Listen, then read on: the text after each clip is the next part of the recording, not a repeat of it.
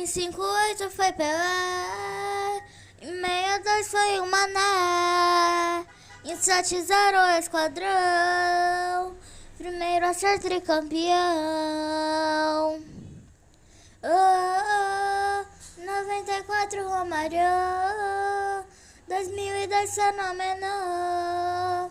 Primeiro tetracampeão. Único pentou Brasilzão. Em 26 teve Neymar, Hendrick, Vini, Paquetá.